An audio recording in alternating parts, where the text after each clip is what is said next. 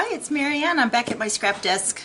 As promised, we were going to do blue or pink last time for a Christmas card. Blue was the first choice. I made a navy blue joy Christmas card, holiday card.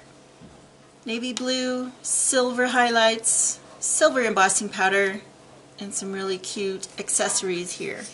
This is a simple card. I hope you'll make it, and stay tuned.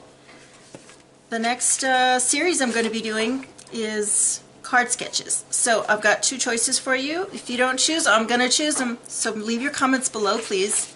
Or you can email me something if you want to see a sketch. I like this one. I picked this one out. These I got off Pinterest. So I cannot take responsibility for making these up. I have this one I took off Pinterest. It's full page. These are kind of simple, but depends on who you are. You'll end up with different sketches each time. So sketch 1 was the smaller one. Leave me a comment below. Sketch 2 was the large one. If you have some sketches that you'd like to show me, I'll put my Gmail account down below. It's Maryann Scrapdesk@gmail.com, and I hope to hear from you. Enjoy the video. And thanks for watching. Please subscribe.